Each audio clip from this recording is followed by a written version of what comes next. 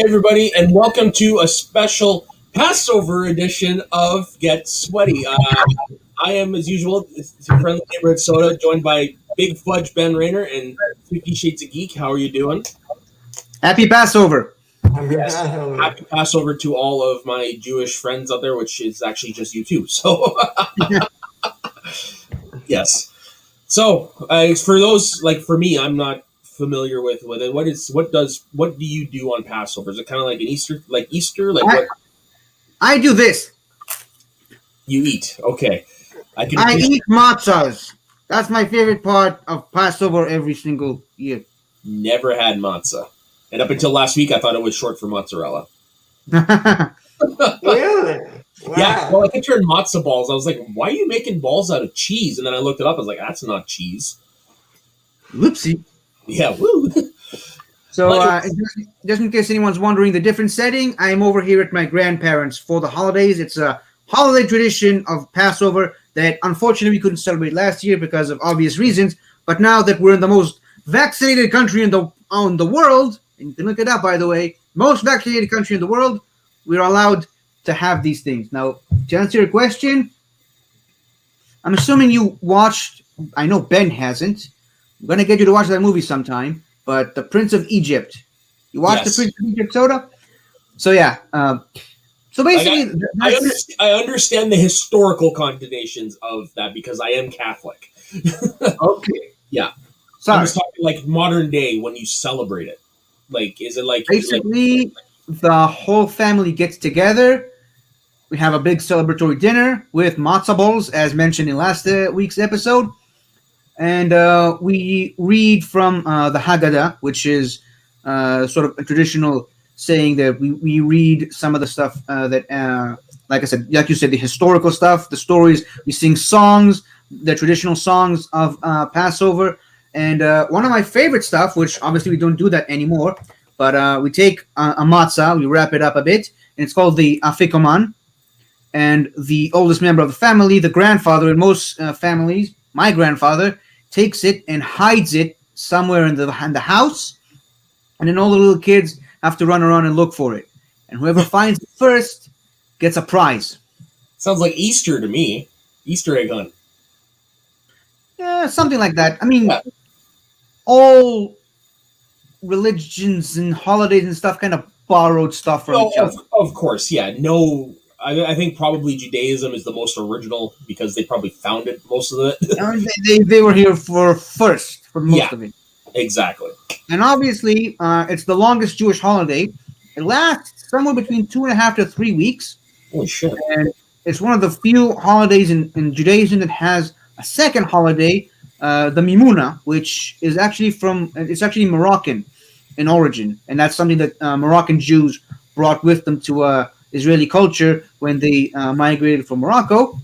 And it's basically, again, it's a family gathering. All the family get together and enjoy sweets and various pastries. And me, being from mixed family, being both Argentinian and Moroccan, I get to enjoy both. Or in my case, enjoy one because I despise the second one. Nice. Okay, well, on that note, I think it's time we hop into the list, don't you guys think? Yep. Good idea. Okay, so I chose the topic last week, which was top 5 dead or alive historical people you like to sit down and have a conversation with. So I'm looking at mine, and I realized 3 are actors and 2 are former professional wrestlers, so this should be interesting. And I just have one question, though. Yes. One question, though. And this will determine my number 5 pick. Are fictional characters allowed? Why not? Okay. I never thought about it, but I was gonna go either way, but I think you're gonna like my number 5 pick. Okay. Well, then let's get started. Since it was my list, I will start. My number 5 is the first of 2 late professional wrestlers on my list. He actually just died earlier this year, unfortunately. French-Canadian. He's considered one of the greatest minds in professional wrestling when it comes to putting together matches and knowing the business. It's the late, great Pat Patterson, the guy who invented the Royal Rumble, which is probably one of the more famous events. Basically, they released a documentary right after he passed away, And this guy led an amazing life, not just for all the contributions he made, but for the fact that in the 1960s he was an openly gay. Well, I don't want to say openly gay professional wrestler, but I mean it was one of the worst kept secrets. Back when you didn't have that secret, you know what I mean? So I mean, there's a lot of things I'd want to talk to him about. Like, what was that like? What was it like wrestling in the San Francisco territory and having a bunch of angry Samoans want to jump over the rail and kill you? Like, that's how good of a heel he was. I want to learn more about his Blonde Bombers tag team with Ray Stevens. I want to know what it was like working in the early days of the big boom of the WWF. I want to know what it was like working with the wrestlers to create these matches. I am a big fan of storytelling, and whenever I hear, like, I see a podcast or a show where they interview people from the past and they talk about history and stuff like that, I'm just sitting there under the living tree like a little kid. That's what I love to do, and so that's one guy I always would like to have met, and unfortunately now the opportunity's passed because he's passed away. So he was both secretly gay, but like I said, worst kept secret than ever. Yeah, everybody knew, nobody cared. And he was a heel, so that's a bad guy up until probably the 80s. Yeah. And one of the best stories they had in the documentary, he was when he was a good guy, he was wrestling another bad guy whose name escapes me at the moment. But the fans were yelling at that bad guy, calling him derogatory words that I can't say on camera anymore. And I guess Pat Patterson said to him, "It's like, boy, if they only knew." How did that must have felt like for the poor guy? Yeah, but you know what? He actually met a guy named Louis back when he first moved to the United States and became a professional wrestler, and they were together until Louis, yeah. And they were together until Louis passed away in 1998. So I mean, it's not like he was alone. He did have somebody, and like I said, all the wrestlers who knew, they didn't care. He was just Pat. That I think is what the I think that's what life should be like. You know, he doesn't have to keep a secret, and you just don't care too much. Yeah. Just let the man live his life the way he chooses to. And then finally, about 10 years ago, like I said, everybody kind of knew, but it finally came out in the open about 10 years ago. They did this reality show for the old WWE channel Classics on Demand called Legends House, where they got a lot of those people from like the 80s that you see. You're like, oh, I know who that guy is. Anyways, on one of the episodes, he finally came out and said to the whole world, "I am a gay man." And it was like, right on, dude. Even though everybody already knew, it's like, right on. It was like in that one episode of Scrubs when DJ and what's the name? I forget the name of the blonde girl, but they were basically they were sleeping for an entire weekend together, and they were trying to keep it a secret, but everyone was like, "Yeah, we know." Everyone knows. Yeah. Okay, 50. What is your number 5? Well, my number 5. This is why I asked you to clarify, and this could go either the fictional character itself or the person who played him, but I just want to meet Superman. I know it's a cliche, but I don't know if it would technically be a punt. Yeah, it's my number 5. Because that's the reason why I asked you. I wanted specifically to meet the Christopher Reeve. Okay, so definitely a punt. It's definitely a punt. Okay, acceptable. Let's move on to Mr. Ben. That's number 5. So back to you. Matt, what's your number 4? The last of 2 professional wrestlers on my list, the American Dream, Dusty Rhodes, baby. He's another one that passed away a number of years ago, but his influence on the business is still felt to this day. A lot of the stars that we see on TV nowadays, they've all said this, they owe where they are now to Dusty Rhodes, because he's the one that taught them how to speak on the mic. He's the one that taught them how to put a match together. He's the one that taught them how to tell the story in the ring. And the dude was like at the height of the 1980s. Like, we had the Hulk Hogan era, but on the other side, it was Dusty Rhodes and the Four Horsemen waging battles all across the United States. I mean, there are, again, so many stories I'd want to hear from this guy about what that was like to be at the top of the business during probably the biggest era of the business, Attitude Era aside. yeah, that's basically it's everything I said about Pat Patterson also relates to Dusty Rhodes too. And I mean, take a look at this. Like nobody could not rock. This was done. Everyone says this was done as a rib on him, but nobody could rock a pair of polka dots like Dusty Rhodes, baby. Polka Dot Man might in the Suicide Squad movie. Okay, fair point. But I mean, Tuesday. this is something that would look ridiculous, but he owned it and he made it famous. This is the first time I ever looked at this guy, and I gotta say, he looks like an overinflated doll of Johnny Torrance from Cobra Kai. Funny enough, if you're next time you're talking to Roka in the Discord, ask him about Dusty Rhodes, and he will recite to you the Hard Times promo, which is one of the most famous wrestling promos of all time. Did I say Johnny Torres? I meant to say Johnny Crease. I apologize. Yeah, okay, I'd agree with that one more. It's the blonde hair, isn't it? Yeah. No, it's also his face, his facial features. But yeah, that would definitely be a challenge in the Schmodown. Yeah. That mistake. Yeah. Johnny Torrance. But yeah, so that's my number 4. Again, it's all for the same reasons, minus the homosexual part of the time. But definitely somebody I would like to learn from because I've always been interested in the history of professional wrestling. And this guy was a big part of it for many, many, many years. And his 2 sons are still at the top of the business right now over in AEW. Dustin Rhodes and the American Nightmare Cody Rhodes. So, I mean, it's a big lineage right there. Huh. Yeah. Well, I know him. Yeah, you know Cody because he's been on Collider and stuff. Well, that's his father. Oh, wow. It's great to know. Yeah. That's the greatest part about you talking about wrestling because I came to the Schmodown from the Collider side and the movie talk side. Yeah. And it's nice for you to kind of fill in the gaps in my wrestling knowledge. That's what I'm here for, my man. Like, I mean, I've got... Just like I'm here to always fill in your gaps where you don't know stuff about the Lion King, for example. Right. Yeah, exactly. Yeah, like, you didn't know about the Lion Guard until I showed up. Right. You didn't know that Scar's real name was Taka. Yeah. Before he got the scar. Yeah. And I think that's enough of a Lion King reference for today. And you knew we were get in there somehow, Ben. It's like a Stan Lee cameo of the show. You know it's coming, you just don't know when. Stan Lee's John Ratzenberger of the show. Ever since I was a kid, I've been reading up as many books as I could on like what was going on before I was born and some of that. And I still have the very first book I read. It's in my living room, and it's so old it's got dog teeth marks all over it. From a dog that passed away 27 years ago. Yeah. Anyways, okay, 50. What is your number 4? My number 4, Vincent van Gogh. Oh, very nice.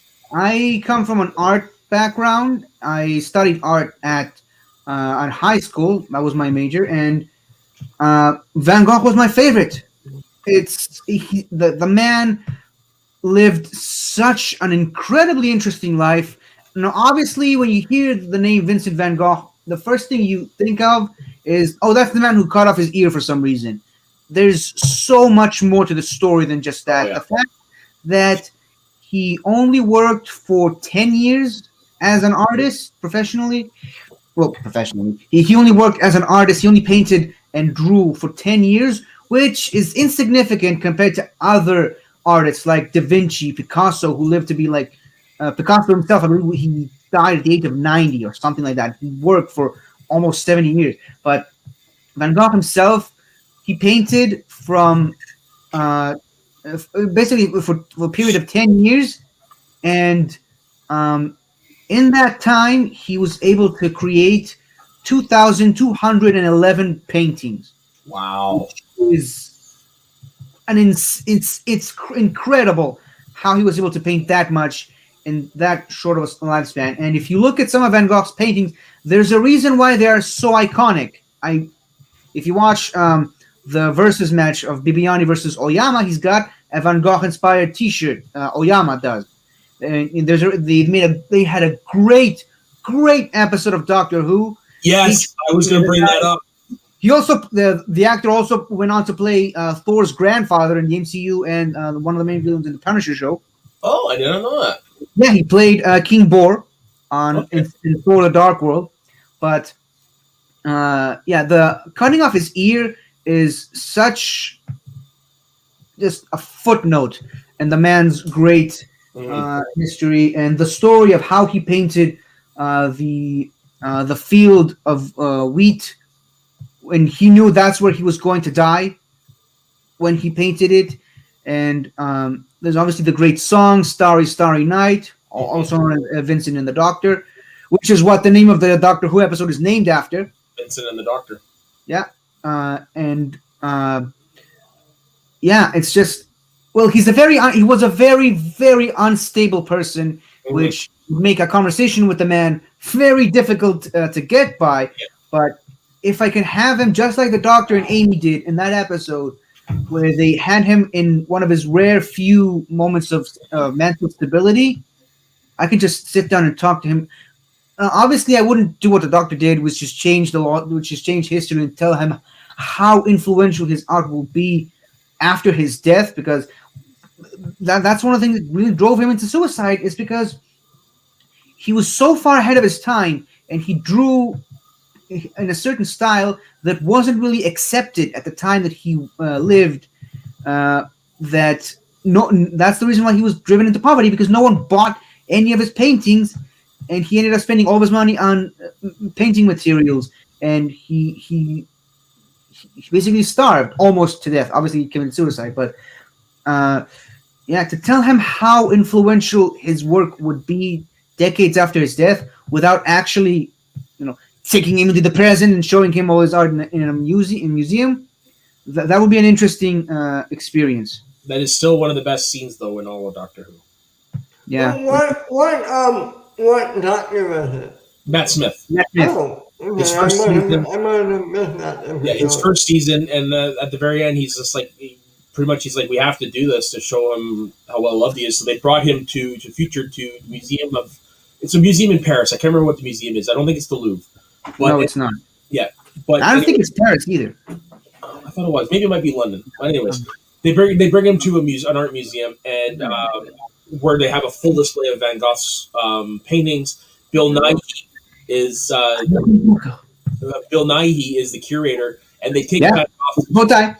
and they ask him, "What do you think of Van Gogh?" And he goes on this beautiful soliloquy about his painting and what it means to everybody and stuff like that. And Van Gogh is just bawling his eyes out because he's like, there is an audience for my painting, sort of thing. It's one of the, you can watch it on your own without the context of the episode and appreciate it. Still works. Yeah, it still works. It's one of the best scenes they've ever filmed in all 60 years of Doctor Who at this point. Oh wow, 57, I think. 63, yeah. So 50. Yeah. But also, just one final note on that: the record holder for the oldest human to ever live, can't remember her name at the moment, but she lived to like age 124. And she passed away in 2012, I believe, but she did know Van Gogh. I've heard of her. Yeah. wow. She knew him, and she was actually very close to him. She wasn't the hooker that he caught his ear for, but she was someone very close to him. Yeah. Yes, her name was Jean-Louise Calment. 122 years, 164 days, born in 1875. Sheesh. Yeah. That's like 3 centuries if you think about it. Yeah. She was born in the 19th century and died in the 21st century. Yeah. Wow. Yeah, good on her. Okay, Ben, what's your number 3? Your number 4? I hope this is President Sean Williams. Not even on the list, because again, I went without realizing it. I mean, he's not dead, so he might be the only one on my list that's actually still alive. But he's made some of the most iconic movie scores. I would love to sit down and have dinner with him at this pick his brain about what it was like making The Binary Sunset, what it was like making Harry Potter, Hook, and all these scores that You're not wrong, Dave. You're not wrong. anyway, and then what it was like to make all these famous music pieces. If I were to ever meet him, I would ask him, why do you keep stealing your own motifs? I mean, everyone does that. He's not the only one. Yeah, it's not like he's the only one that does it. No, but his are the most noticeable. I don't know, man. I Fair mean, point. This is just for me. His are very noticeable. Listen to Marion's theme from Indiana Jones and listen to Leia's theme. They're almost identical. okay. There's actually something that I noticed, and it's the most obscure, random stuff. Maybe I need to edit this together and send it to you just for you to understand. But there's something that sounds very similar at a very particular part of the Superman theme, Mm-hmm. the invasion of Naboo. Like something that I randomly noticed completely out of the blue was like I was listening to one of the tracks and somehow noticed a familiar sounding motif. I was like, wait a minute, where have I heard that before? And it just popped into my mind. I probably should do this. I should probably take both of these, edit part of it together and send it to you because if you wouldn't mind, I'm actually curious to hear that. Yeah, I'll do that after the show. and if you want to ever hear the inspiration for the Imperial stuff from Star Wars, listen to Mars. The composer his name is blanking on me. I've played him multiple times in band, but oh my god, the similarities between the two are intense. Okay, It's the writer of Mars. He actually wrote an entire piece for every planet in the solar system. whoa. Yeah, and some of them are freaking hard, but Mars is just it's like the Imperial Death March. Does Pluto count? Sorry, Does Pluto count? well, actually, I can't remember if this was written before Pluto became an official planet back in the day or not. Because it became an official planet, but then it was considered not an official planet, and then very recently it went back to being an official planet. Yeah. So It's back to I didn't realize. So now, for Pluto fans, Pluto is a planet now again. Nice. Well, I'm a more of a Goofy fan, but whatever. Gustav Holst. That's the name. I'm sitting here. I'm like, fuck, that's gonna bother me all day. Yeah, He'll it's just not- one of those things. It happened to me last night. I forgot. Speaking of Polka Dot Man, I forgot David Desmond's name when I did the reaction to the trailer last night, Oh, yeah. and I spent like 2 minutes of the trailer trying to look up his name, and it just it bothered me on camera that I couldn't pull his name out. But going back to John Williams' conversation, I have a question that I'd like to ask you. They say John Williams is the best that ever lived in this business, right? Yeah. Would you put him on the same level as Mozart, Beethoven, Bach? Yes. I would too. Yeah, Yeah. he might actually top them for me. Even though he composed music specifically for movies, not because he felt like it. but- Some of his music make me tear up. I mean, You can't say about a lot of other classical composers. When you think about it, probably Beethoven has the most famous piece, symphony. The Ninth Symphony The Ninth Symphony, but John Williams has the most. the most the biggest library. Yeah. Iconic themes. Yeah, he's got when I say most when it comes to him, he's got more, a lot of iconic music, whereas opposed to Beethoven has the most iconic piece of music. You know what I mean? Yeah. Yeah, I don't know. all I'm gonna say is we got to protect John Williams for as long as we can. Yeah, well, man, I hate to break it. I don't know how much long we have left for John Williams because the dude is in his 80s. I know. I know. It's going to be a sad day. Oh, for sure it will. But on the flip side, imagine the man's funeral. Oh God. I just rewatched Coming to America 2, and one of my favorite moments of that movie is King Joffrey's funeral. Mm-hmm. Imagine something like that for John frickin' Williams. You know what's going to happen when he dies? Somebody's going to do a rendition of all of the fictional characters for the movies that he's made at his funeral. And just think of all the actors that got work because of his music. Okay, Think of all the people who went into filmmaking because of his music. or composing and stuff. Before we move on to my number 3, 89. He's 89. okay, there we go. Before we move on to my number 3, what is everyone's favorite piece of John? What's everyone's favorite score? Hands down, Superman the movie for me. Same. Sorry, Star Wars, but Yeah. Superman's in my heart. Oh, for sure. Man, Superman in Rangers of the Lost Ark and Jurassic Park are my top 3. Yeah, actually, that's my top 3 as well. I just don't know what Superman, and I don't know the order of the other two, but yeah, I agree with you on those. Who can Harry Potter my number 4 and 5? Yeah, Hook is underrated. Definitely. Yeah, 50. Movie article, man. You're gonna like this. I just bought the Superman the movie poster to hang in front of my computer. Nice. Yeah, just like Mark Yoni Riley.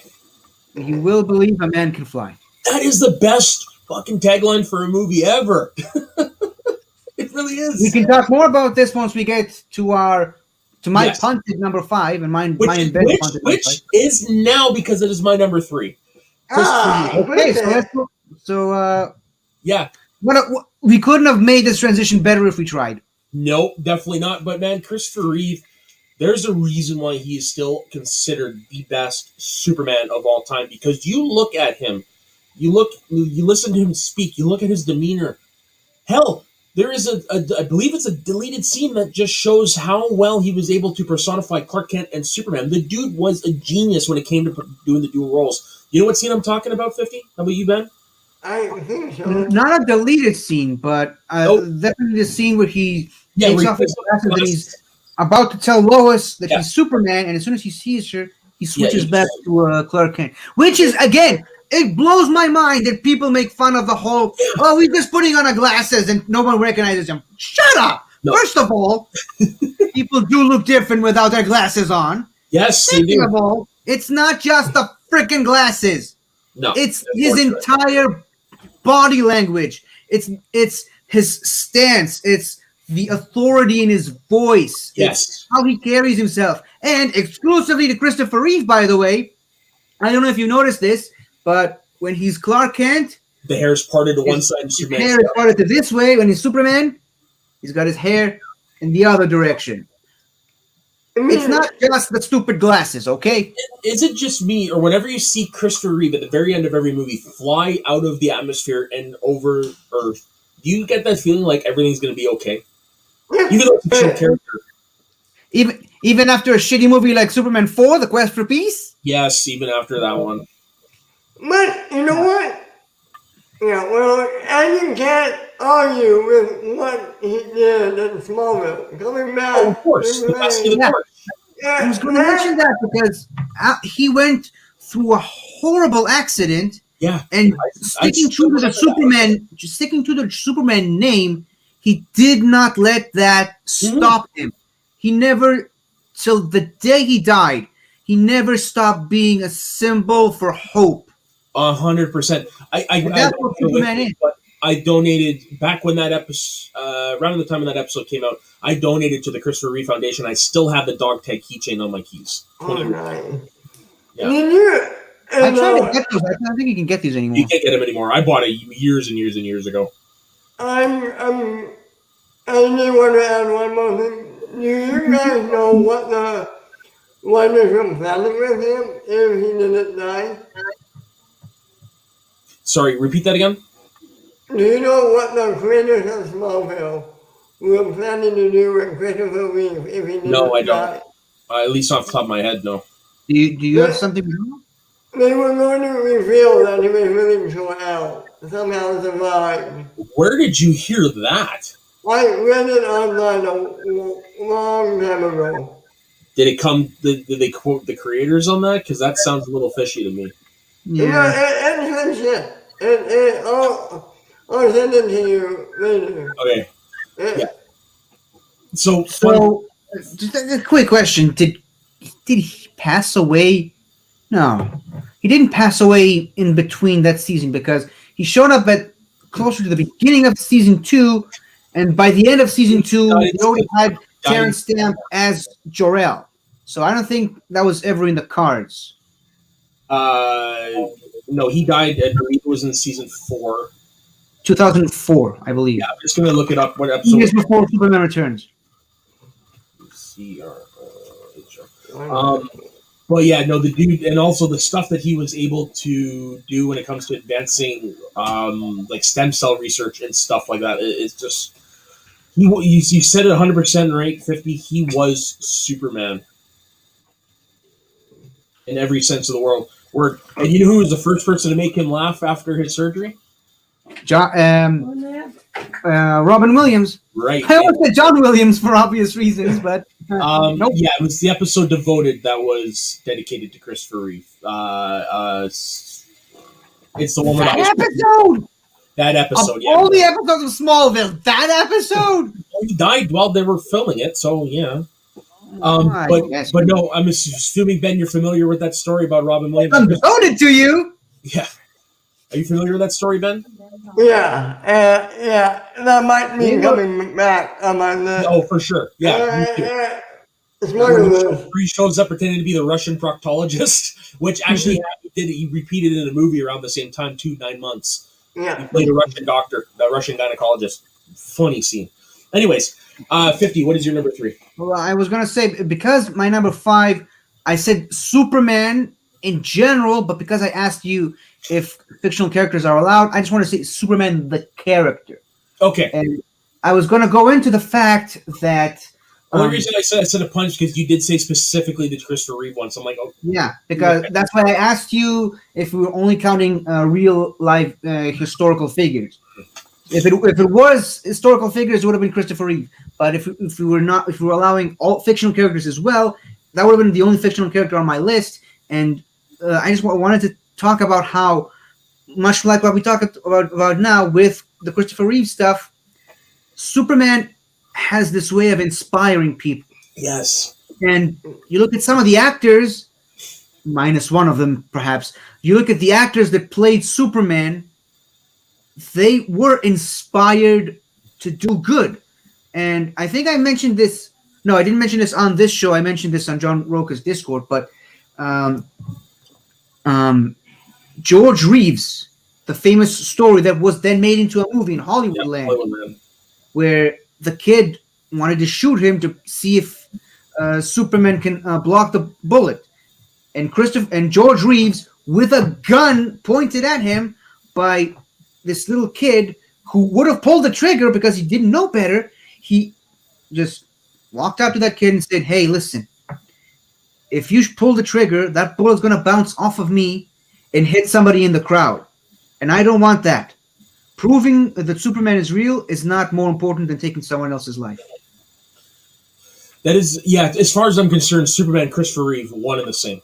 So that's why they kind of meld them together. And Superman, this is why I love about him. This is why he is my favorite superhero. He represents what we have, what we could be, what we can aspire to be. He is the best of us, even though he's not one of us. He brings out, just like the Doctor, he brings out the best of humanity. Which is funny when you hear some people like on the radical side that love Superman. It's just like, yeah, if you're doing what you're doing, you do not understand that character. Yeah. And I do want to throw out, there is one book I would recommend everybody read that does play along to what we just said. It is a book. It's a two-part thing. It's called Superman Grounded. Basically, after this whole thing about New Krypton, whatever, Superman realizes he's fallen out of touch with the people of Earth, and so instead of flying, he walks the United States, and he actually does a lot of the on-the-ground problems. Definitely highly recommended that by J. Michael Straczynski. Run, Superman, run. Yeah. When people say that Ben Affleck didn't have when people say Ben Affleck had a terrible superhero career, I consider his role in Hollywoodland, even though it's kind of iffy. Yeah, I do consider it one of the highlights. It was his rebirth. I haven't seen it. It's a good one-time watch in my opinion. It's a good movie, but it's like one that's like I don't know if it's going to repeat viewing, and just because of the subject matter, it involves a homicide and stuff like that, right? But yeah, 50. You're number 3. Speaking of superheroes, Hey, folks, Stan Lee here, comic book writer and co-creator of the Marvel Universe. Excelsior! Now remember, true believers, a hero isn't judged by how fancy his name might be or how spanky his costume looks. No, a hero is judged by the actions he makes. Enough said. That's awesome. He's never made anywhere on my list, and there's one reason for that. As much as I would love to talk to Stan Lee, is I don't know how much we'd get the truth out of him. Especially in his later years, but Yeah. if I had, going back to the Doctor Who situation, that is the rule that I would break. If I could travel back in time and show Stan the Man Lee how his creations from the 1960s to the 1970s and 80s, how they would influence all of Hollywood, Mm-hmm. just to show him how great of an influence he was. See, that's the thing, though. I don't think because of when he died, which is just last year, 2 years ago. I don't think you need to do that time travel thing because I think he lived long enough to see that. Yes, but he didn't have the best moments at certain times in the 70s, and just I wanted him to know that it's not about different to the Van Gogh situation where Van Gogh himself never lived to see what his art eventually became. Stan Lee did. But if I could travel back in time and tell him, I know things look bleak right now, and remember, I believe in the 1990s, Marvel was on the brink of bankruptcy. Like I think they were almost bought out by DC at one point. They almost were, and that's why all the film rights were sold off to various people for so many. That's why we still don't have a Spider-Man technically owned by Marvel in the film world. But I just wish I could travel back to a time like that, show him a big highlight reel of all the Avengers movies, and put in some of the X-Men and Spider-Man stuff in it, because why not? Just to show him, I know things look bleak right now, but just you wait. In a few more years, you're going to be the king of the world, essentially. Yeah. Now, obviously for the highlight reel, I would probably leave out the Guardians of the Galaxy because he technically didn't create them. He wasn't even aware of who they were before the movie. Captain America. Is that true? He actually wrote.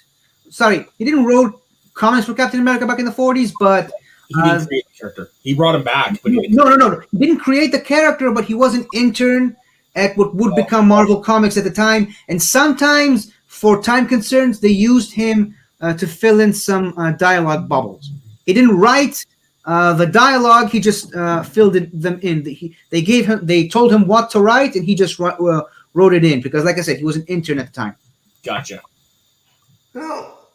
Plus, I believe his uncle co-created Captain America. Captain America. No. I think it was Joe Simon and Jack Kirby created Captain America, and I think maybe a third person, Lieber, because for those of you who don't know, Stan Lee's original name is Stanley Lieber, and he changed it to Stan Lee. Yeah, sure, that is true. But that was my number 3. Okay, what is your number 3, Ben? Abraham Lincoln. Oh, very nice. This is good. This kind of ties into my number 2. So please continue. I said fine. I would love to have dinner with him just to see, to get his advice on what we should do now, and B, what it was like to get rid of slavery and what it was like to be America's best president. He's an interesting man, and there's a real Yeah, honestly, like, out of all the American presidents, he would be the one I would want to sit down and talk to because he's probably had the biggest impact on American history out of all of them, besides the founding fathers, of course. Yeah, so I would agree with you. He would be a great one to talk to. And I think he would be less problematic in today's day of age than some of the founding fathers would be. No, yeah, for sure. 2020. Yeah, and I'm honestly, I'm sure there's probably some issues with some things about Lincoln that would be problematic. Yeah. Every person is problematic. Of course. If you dig deep enough. Yeah. Mm-hmm. Well, here's number 2, Matt. So this is the one I used as my example last week, Charlie Chaplin. Okay. Yeah. So basically, this man is a comedic genius. Like his movies, 100 years after they were made, in some cases, still hold up. They still are relevant for the subject matter that they were tackling. You're just gonna look at the play The Immigrant. I mean, the motherfucker kicks a police cop in the backside in a short from the early 20th century. Like the dude had balls on him. Now, personal life aside, we all know that he preferred the younger women, but I would want to talk to him more about his filmmaking process and also what it was like growing up the vaudeville circuit and honing his craft there and then transposing that into cinema. And also I want to talk to him what it was like making The Great Dictator, because that was in the early days of World War II, I believe, but also nobody really knew just how bad Hitler was at that point when he made that movie. There were rumblings, but nobody really accepted it. And then he made this movie that just spat in Hitler's face. And rumor has it, Hitler actually enjoyed the movie. Yeah. He had it.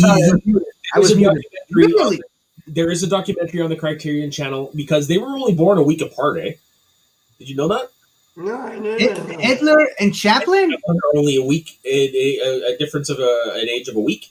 And wow. The reason why Hitler grew his famous mustache is because of Charlie Chaplin, because Charlie Chaplin was the most famous person in the world, and what better way to and Jewish, I believe, ingratiate yourself to people than the mustache? Yeah. Obviously, he ruined the mustache forever, right. But yeah, totally. Of course, the only way it's acceptable now is if you're doing a full-on Chaplin cosplay. Yeah. But yeah, no, I mean his filmmaking process. Like City Lights took him 2 years to film, and a lot of the time it was stopped because he couldn't figure out how to make the audience believe that the blind flower girl would mistake this poor rich tramp as for a rich man in a non-speaking movie that only had sound. He sat on that for a long time until all of a sudden, ding, she mistakes a car door for him leaving when he's right there the whole time. Like. Oh yeah, the dude was a comedic genius, and I would love to pick apart his brain. Would you put him in the conversation of the best actors of all time? Yes, I would definitely put him in that conversation of one of the best. I wouldn't say best actors. I'd put him in the conversation of best filmmakers, because he did everything. Yeah. Can you find his own music too? After a certain point, he composed his own music. Oh, really? Yeah, I can't remember what. Yeah, that's definitely one of the best filmmakers. Yeah, he didn't write the music, but he had in his head, and he hummed it for somebody who transposed it, kind of like what Mel Brooks did. And I'm sure you're familiar with the song "Smile."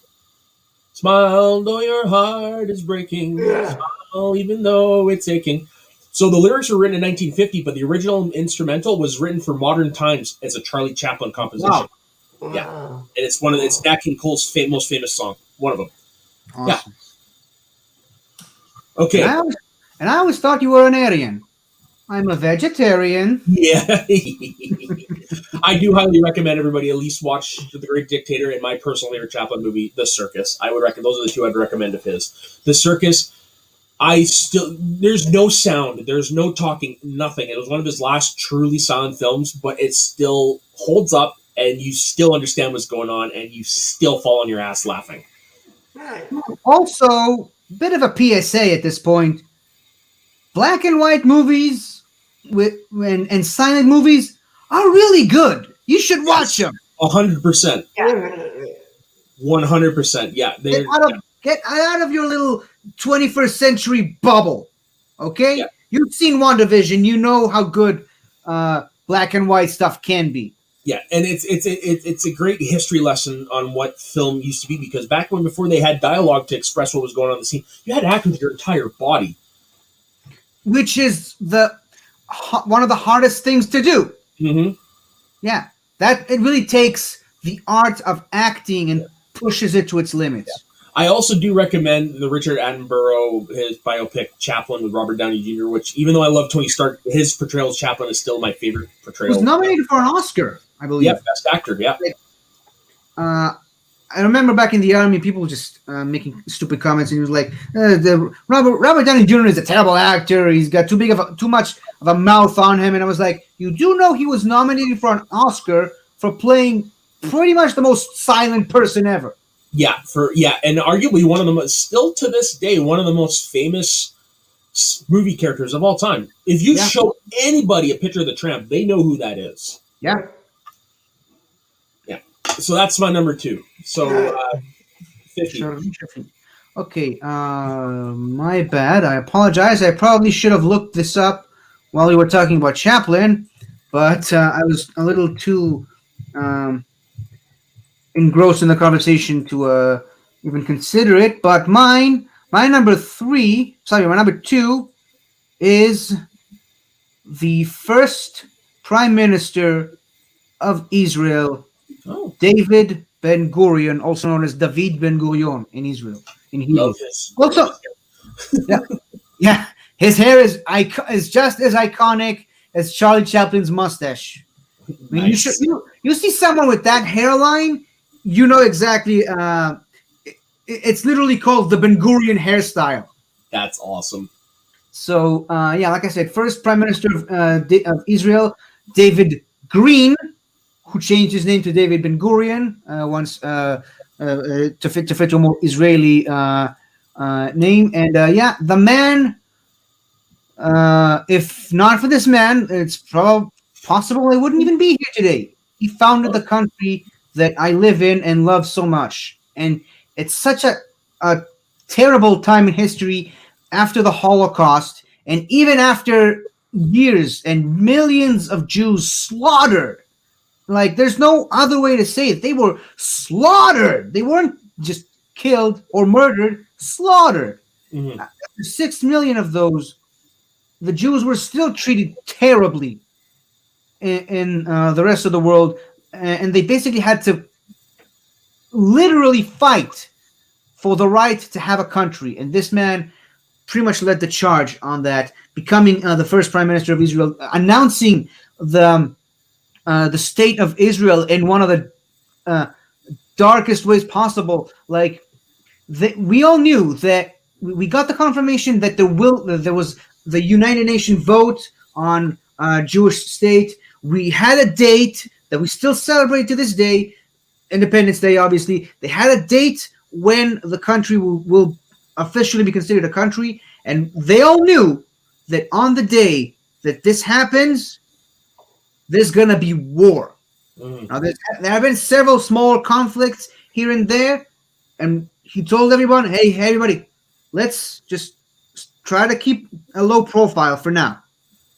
Then when the date came and when he uttered those famous words, אנחנו מכריזים בזאת על הקמת מדינה יהודית בארץ ישראל. יחי מדינת ישראל. Which translation, we now declare the foundation of a Jewish Israeli country in Israel. Long live the state of Israel. He knew that he did that, and the next morning there was going to be war with 6 countries. It was a 6-on-1 battle. Holy shit! We all know who won, but the man had such presence and so much charisma. The fact that his wife not only was pregnant, she was in labor when he made the announcement of the country, and he had to leave her behind at the hospital to go in and announce the country, because the country needed him more than his unborn child at the time. To quote Mr. Spock, the needs of the many outweigh the needs of the few, the needs of the one. And I don't think any human being has ever personified that in real life terms. Obviously, not talking about Kirk or Spock, but I don't think a single person in history has ever personified that fact. And he even left instructions to his wife on what to name her, what to name their child. If it was a boy, Reeve, which is fight, and if it was a daughter, Geula, which is salvation. And Nice. obviously, they famously had a daughter named Geula Ben Gurion. She since changed her name because she got married. Don't exactly remember right now what her name was, but yeah, a lot of really good famous stories. The fact that his wife, he was sick at the time, and his wife made him a very special concoction of stuff called Kunchmunch. There's a made up name they made for it, which was supposed to make him feel better. And even though he absolutely hated it, he hated the taste of it, he still ate it every single day, even after she passed away. That's how much he loved his wife. Cool. And Wow. obviously, he asked to be buried right beside her in Mitzpeh Ramon, which he considered one of the best places in Israel, and he loved the Negev, which is the region that I live. And yeah, he hold on. Let me see if I can find a few pictures because he met up with some of the famous people. He there's pictures of him with John F. Kennedy, and I saw the picture of him and John F. Kennedy. Yeah. Yeah, and Muhammad Ali. They famously met together, and famously also he was on television even before there was a television in Israel, and he very famously chose not to watch himself on television. He had a television set. The first television set in Israel was sent to him. Never watched it. He put a tarp on it. He put a plant on it, and it was just a regular decoration. He never watched television, not even to watch himself, because he said television corrupts young people's mind, and he was a very big advocate of reading and books. Oh, from what you're telling me, his life deserves to have a biopic. Yes, and it's a travesty, I say. A travesty that there isn't one yet. But obviously, Israeli filmmakers aren't really the biopic type lately. But some Americans on it. Yeah, that's why I think if there will be a biopic on him, it'll probably be American. They'll probably Americanize it, because I don't know if you know this, but the main reason why President Truman really supported the foundation of an Israeli state, he really supported Israel in the fight, as opposed to the British, who really supported the Arabs in the conflict. He really supported the Jews because of all the Jewish people who lived in America, and that's the main reason he got reelected. Oh. Yeah. And one final side note, this is a little Pokemon that I created for my fan region based on Israel. You can definitely see the influences of David Ben Gurion on this beetle. Yeah, it's definitely in the hair. Yeah. Absolutely. I also have a little video of it on my channel where I explain exactly what the connection is between this beetle and this man. And I encourage you all to check it out. Very nice. All right, Ben, your number 2, please. Well, my number 2 is someone who may no longer know that is near you to this day. Stephen Thomas. Ooh, that's a good one. What can I say about this guy? He might not be the nicest guy, but look at what we have because of him. I'm convinced he's the reason why we're able to do all this, what we're doing exactly. Yeah. He's the reason why you have an old iPod. Yeah.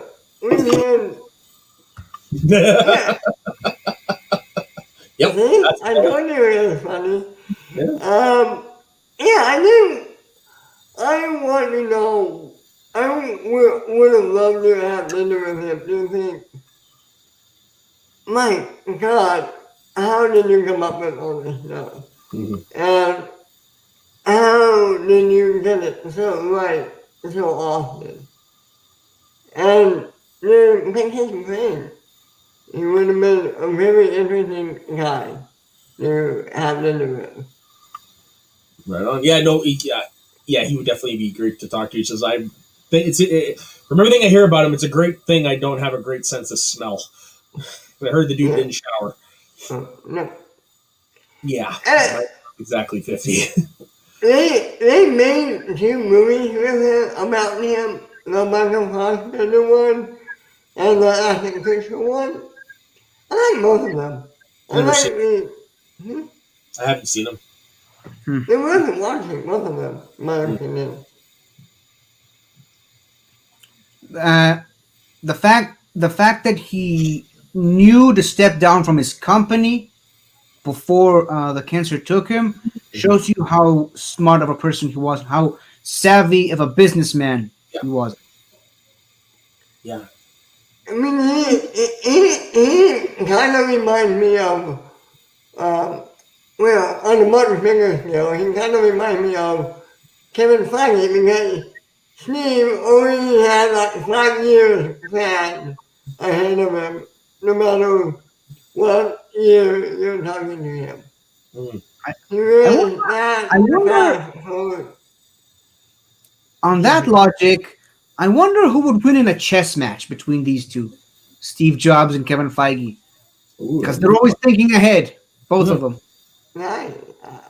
that's actually a pretty good one. I didn't Yeah. think of that. Well, number 2. Okay, so before we do our honorable mentions, as everybody could see, Sol is not here this week due to unforeseen circumstances, but she did send ahead her top 5 list. No honorable mentions, but just a top 5. So at number 5, she's got Michelle Obama, of course, because who wouldn't want to meet Michelle fucking Obama? Yeah. Number 4, Rick Riordan, who wrote the Percy Jackson books, and that's Woo! all I know him for. But I got a feeling he's done more things than that. Number 3 would be a great one, and I know one of my best friends would die to have met her as well. Ruth Bader Ginsburg. May she rest in peace, rest in power. Shirley Chisholm, who was a civil rights activist, and then Celia Cruz, who was also a civil rights activist, but also a famous Cuban singer and one of the most popular Latin artists of the 20th century. That list definitely has soul written all over it. 100%. And I do wish she was here because I would have liked to learn a little bit more about these people. But it is what it is. So that's her list that she would have written off. So honorable mention times 50. Do you have any honorable mentions? Yeah, I have 2. One, for obvious reasons, isn't on my list. If not for those glaring obvious reasons, it probably would have been on my list. But I'm gonna go ahead and fucking say it. Walt Disney. Oh, yeah. I'm happy. Do I know the guy was a fucking Nazi? Yes, I do. Was he? I thought it was only just rumor and conjecture. He was a Nazi supporter. He was very heavily a Nazi supporter. And obviously a racist if you've seen some of the early movies. But true. Do I let that take away from my enjoyment of the movies he made and the legacy he left behind? Abso-fucking-lutely not. Like, we were talking earlier about Charlie Chaplin and everything that he did with his movies. Some people just aren't aware of how much Walt Disney was involved with his movies, especially the silent black and white animated ones. He basically did the voices for all the characters before they were even speaking voices. Yeah, he was the original Mickey Mouse. He also did the sound effects all by himself. Yeah, his legacy on film is something, despite whatever his personal taste was, you could never deny the mark it left on history at all. Yeah, and also, I mean, it's all just a domino effect, but his incredible legacy influenced Stan Lee, which we talked about how influential he was. And obviously, sticking on the Disney train, just because I had to do it. Sorry, Matt. I had to do it. Nathan Lane and Ernie Sabala. Because who wouldn't want to spend an afternoon with Timon and Pumbaa? I'm not going to argue against you on that one. For me, it'd be more Nathan Lane than Ernie Sabella. But if I were to get the two of them together, oh god, yeah. Oh, Yeah, come on, man. If you got any together, if you got, I mean, any, even though we can't talk to him, I'm not saying by the middle. 100%. But the reason why I say Nathan Lane more is because he's got more roles that I know of that I would love to talk about, including one which is I love, The Birdcage. Oh my god. I love that movie. Did I tell you the one episode of the Timon and Pumbaa show where they basically made a Star Wars reference on that show? No. There's an episode where like a Frankenstein-inspired mad scientist took some samples from Timon and cloned giant Frankenstein's monsters creatures shaped like Timon. And because we all know, by the way, that when Timon says to Simba, "What mook made that up?" He made up that word. That's the word he made up. Nathan Lane made that up. And he uses the word all over the show, usually to Pumbaa, obviously. But when one of the monsters almost kills Timon and Pumbaa, Timon is like, "No, you can't kill me because I'm your father." And he's like, "Yes, Mook, search your feelings. You know it to be true. Join me and together we'll rule the jungle as father and son." Awesome. So yeah, the reason I would want to have, especially Ernie Sabala, because first of all, he's a very, very nice dude. I've seen tons of videos on YouTube where people just randomly ran into him at a restaurant, and they asked him, "Hey, could you wish my mom a happy birthday in a Pumbaa voice and say Hakuna Matata?" And of course he did that, because that's the kind of person he is. And a lot of people don't know this, but Ernie Sabala is the only actor from The Lion King that voiced the same character in every single version of the character, minus the live-action version, obviously. But he did it not only in the sequels, on the show, every single episode, The Lion Guard, the video games, the parks at Disneyland, promotional stuff, ads, everything. He did everything with that character, unlike most other characters on the show. Even James Earl Jones as Mufasa didn't came back for some of the episodes of The Lion Guard. No, yeah, Ernie Sabella, you can tell he cherishes and loves that. He loves that character so much. Yeah. Okay, did you have any more honorable mentions, 50? No, I just said two. Which technically that's three, but I don't remember one. Technicalities. What about you, Ben? Yeah, I have a few. Mm-hmm. Oh boy. Yeah, he told me. I was like, "Oy." I'm going to rapid fire it. Ben Franklin, George Washington, Einstein, John Adams, Chris Farley, Larry David, Brian Cranston, and James Gunn. Nice. So I've got a few myself. 5. So Chris Farley, of course, because fucking Chris Farley. Yeah. Captain E.J. Smith of the Titanic, because I would really like to know what actually happened in those 2 hours, like how he actually died, like, right? George Harrison, my favorite Beatle, post Beatles, best. He's got the best music catalog out of all of them, post Beatles, and plus his philosophies on life and all that stuff. Would be a very interesting guy. Muhammad Ali. I mean, who wouldn't want to talk to the greatest of all time, Muhammad Ali? Like, the dude is a massive influence, and not just pop culture, but just world culture all over. And then this one is a little bit more closer to home. Maurice the Rocket Richard. He's arguably the greatest French-Canadian hockey player of all time. Hell, he has a trophy named after him for the person who scores the most goals in the league. He was a cultural touchstone in French Canada. Like, it was like one of us made it back in the 50s and stuff like that, when it was still an English-dominated sport. And during the Richard riots, he got suspended for accidentally knocking out a referee for the rest of the season and for the playoffs, just as he was about to win the title for the most points in the league. The fans in Montreal rioted the next game when the guy who suspended him showed up. Like, police in the streets, people getting arrested. It was a bad deal. Rocket Richard got on the radio, told everybody, "Please stop this. This isn't going to do anything." They all stopped. Wow. That's how much influence this man had on Canadian people. To the point, In other words, in 1999, it was a province-wide funeral, open casket. It was like the president died. wow. Like millions of people lined into the old Montreal Forum to observe his body, and he had a massive funeral procession. Like it was unlike anything you'd ever seen for an athlete. Right. I have a question for you, Ben. Asked us to record his funeral. That's how big it was. I have a question for you, Ben.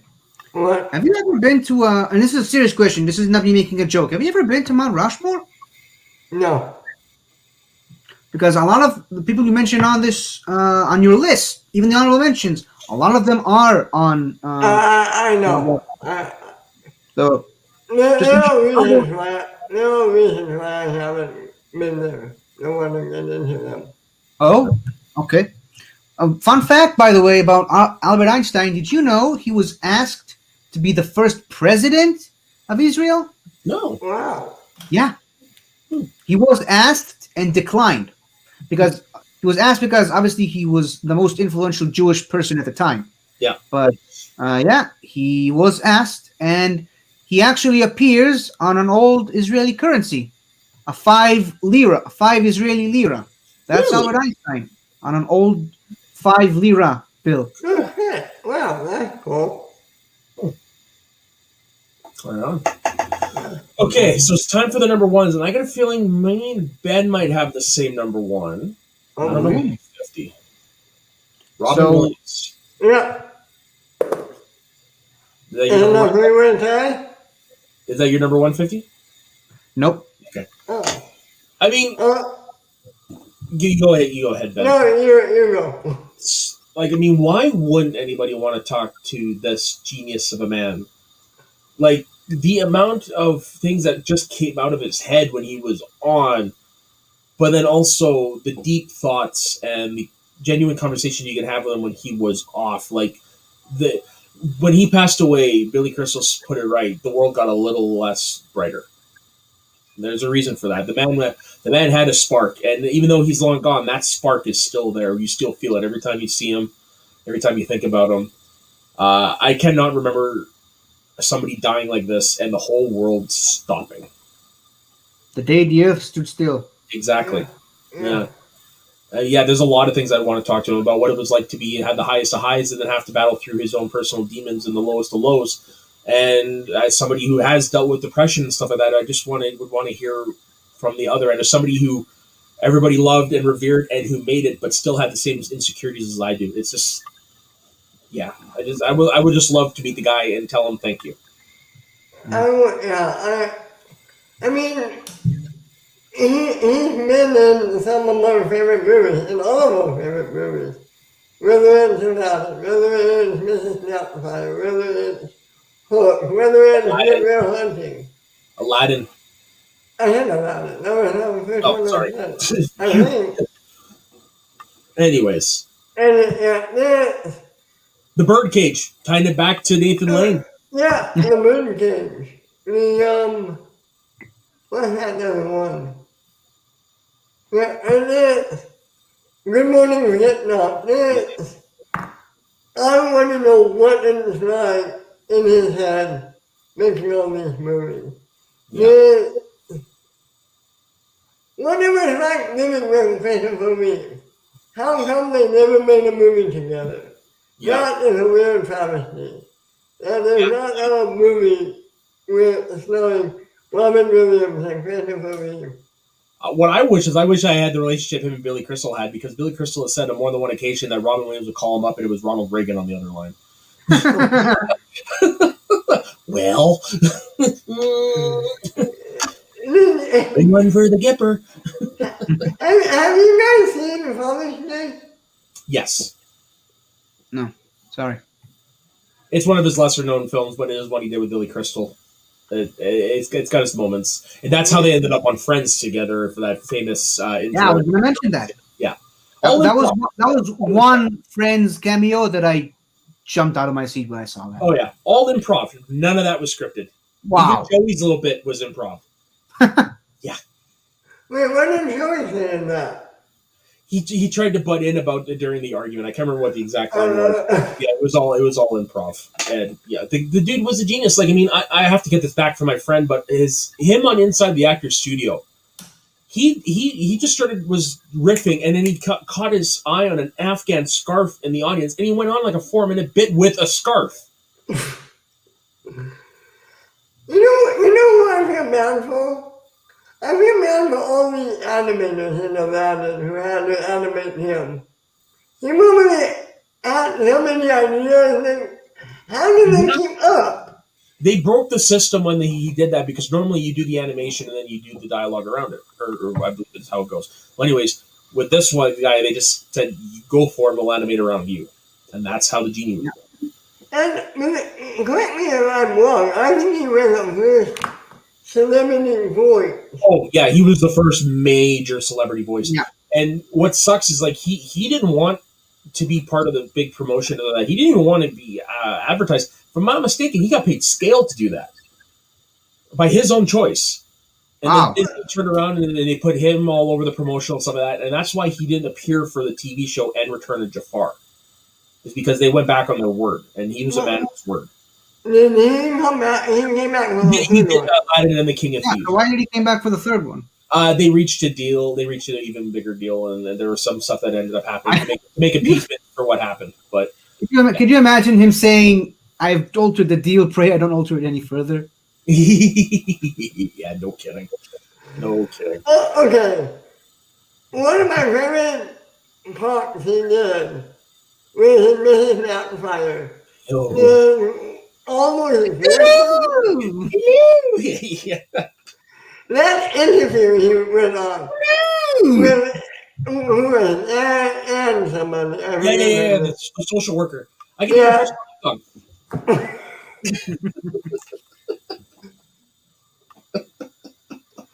Oh God. Oh god, my favorite, hands down, my favorite story. I mentioned this in a Facebook group I'm in, but he told the story about when he was and I probably mentioned it to you guys before, but when he was filming Mrs. Doubtfire in full costume, he walked into a San Francisco S&N shop, and as Mrs. Doubtfire asked for, "Where do you keep the double-headed Mandingos?" It's like, oh my god. And they were still making that movie, right? So nobody knew who Mrs. Doubtfire was yet. No, back then, like, I mean, probably people knew that they It's like in the first Borat. Yeah, it would have been like Borat, yeah. But then, of course, when they realized just who it was under the thing, it was like, oh, freaking perfect. But man, oh god, man, no, I really. It was a Okay, this is my new word. I would have loved a Mrs. Doubtfire movie with Mrs. Doubtfire. Not Mrs. Doubtfire going across the country. They're getting into shenanigans. God, that would have been great. Did you guys ever see the video about at the time where he was overseas entertaining the troops, and during his bit, the call went off where he had to turn around, he had to salute. I can't remember what it's called, but basically after that he's just like, yeah, no comedian ever wants to hear that. All of a sudden, you just see the entire audience just turn with their back to you and goes, "Oh no, fuck you!" It's like, oh my god. I'll have to send that to you guys in the chat. It's a pretty funny video. Yeah. All Okay, right. Yeah, number one. Okay. My numero uno is this guy. Rubik Danilovich. The reason why it's my number one, it's because it's the only one out of my top five, not including Timon and Pumbaa, obviously. It's the only one out of my top five who's actually still alive. Mm-hmm. He is the mayor of my city, the greatest mayor of all time, Rubik Danilovich, the mayor of Beersheba, the best city in the world, a city that I don't happen to be in at the moment because I'm with my grandparents. But yeah, this man, talk about people who should have a biopic about them. I mean, this guy, I can sit here and tell his entire life story in the entire episode, and it still would not do the man justice. But let me just give you the short version. For a lot of years, this my city has been run by a mayor who, let's just say, didn't necessarily have the city's best interest at heart. He did good things for the city, but he he never had the passion for it that this guy had. And at the time, there was this really big Air Force museum outside the city. He did everything he could to promote that Air Force museum, making sure everyone knows about the Air Force museum, making sure there's a road leading to the Air Force museum from the city, making sure everyone is aware of the Air Force museum, not really doing too much for the city at that time, other than make a few ugly statues, which for some reason are still here till this very day, where he thought putting those ugly statues all over the city and decorating the city with it is going to cause him to get reelected. Not sure how that came about, but yeah, this guy was very famously his protege for a lot of years, and he was almost just as well known as the mayor himself. He was the guy at public appearances, making speeches and doing all the important stuff, while the other guy was always concerned about his precious little Air Force museum, which ironically is, I believe, after he didn't get reelected, he was made the curator of that museum. But that's a different story. Anyways, at some point in 2008 or 9, I think, this guy Rubik Danilovich decided to run for mayor, and to say that he won by an absolute landslide is an understatement. Oh. He won an incredible victory, and he was, I believe, he was the youngest mayor of the city up until that point. And there was obviously new mayor, a lot of pressure on him. It was like, okay, kid, let's see if you got what it takes to be part of the elite of us. And I believe 3 months after he got elected as mayor, there was the famous cost lead operation, one of the darkest moments of the late 2000s in Israel. It was I'm not going to say that it was a war, because that's not it's not considered a war, but it was definitely a military operation that lasted a couple of months, and maybe even a month and a half, I think. I don't remember, but yeah, missiles are falling from the sky. That's the bottom line. First time that the Hamas was able to launch rockets from Gaza Strip all the way to Beersheba, my city, because up until that point, they only were able to reach and terrorize the areas close to the Strip. At that point, they managed to develop missiles that could reach Beersheba itself. And as soon as the operation started, the minute it happened, he went out and had this big press conference where he announced that all schools and kindergartens will be shutting down. That's why I think I adjusted so well to the lockdown, is because we've had several of these already, from something a little bit more dangerous than a virus. Let's just put it that way. So he announced that everyone were to stay at home, no schools, no kindergartens, and everyone came after him, and they trashed him all over the presses and social media, saying he was a weak mayor. He shouldn't deserve to be this position. Doesn't deserve this position. They should replace him with the guy who came before him, impeach him, all that. The next day, not even the next week, the next day, a missile landed in a school inside a classroom and blew it up. Wow. The conversation changed immediately after that. No kidding. And he's been riding high ever since. I wish, well, I guess I could with Google Earth, but I wish I could show you the changes from before he came into to power to after. It's the night and day differences in the city. The city was, for a long time, considered a trash hole.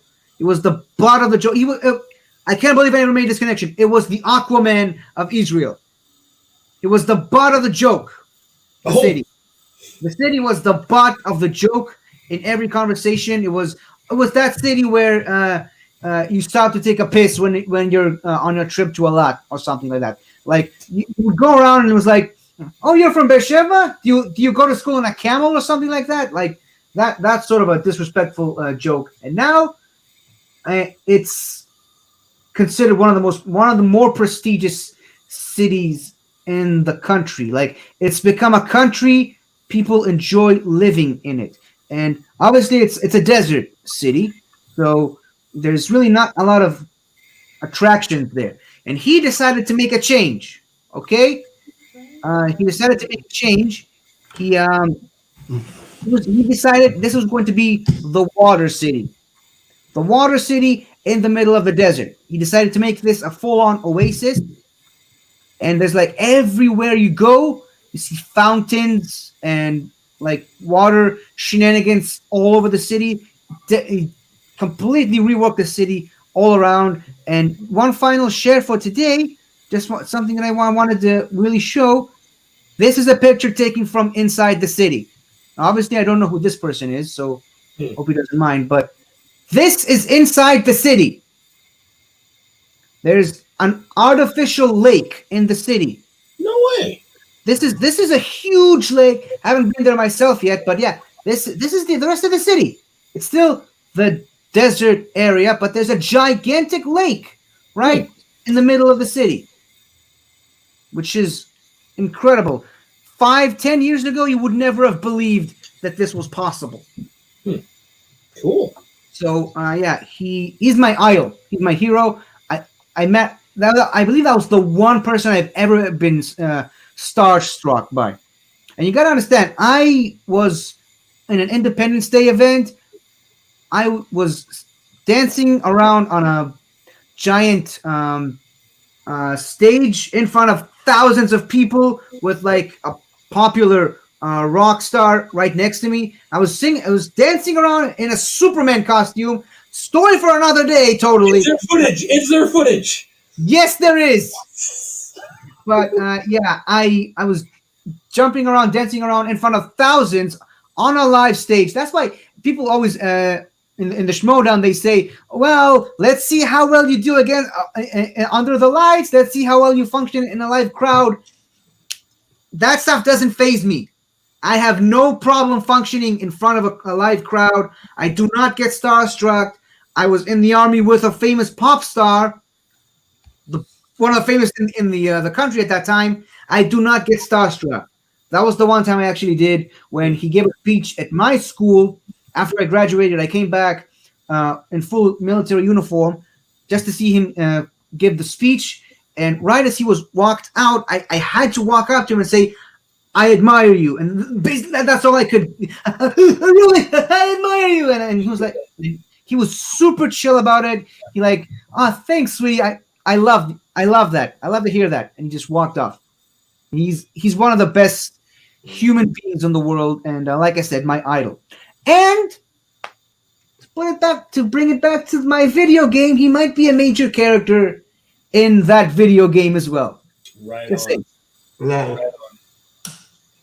All right, well, that brings an end to our discussion. It was a great, insightful discussion, and you know what? It was a different discussion, because we always seem to talk about movies, and we always seem to talk about music and all that stuff. This was a chance to do something different, and I'm glad we did. Yeah. All right, so Ben, where can everybody find you? Wait, I'm going to next week. It's Saul's topic, and she's not here to reveal it. Isn't it my topic? Is it? I Yeah. don't It remember. was her. Wait. I don't know. We'll I figure lost that out in the chat this week. Yeah. Okay. Okay, so Big Fudge, where can everybody find you? You can find me at Midwinter 2 every Sunday on Men's Hot Takes.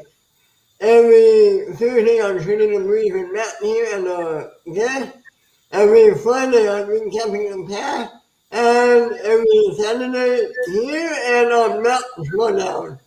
My Schmodown show I'm on where we go into famous careers and do all that kind of fun stuff. Who is Today, it? Who is it this week? today we're deep diving into celebrity matches. Right on. Okay. All of them, or just a specific one? A couple of them. Okay. Like a one-up. Chris Jericho and Kevin Smith count as a celebrity match. Yes, I would count that. I don't think so. Christian does. Yeah, yeah. Okay. All right, 50. Where can everybody find you?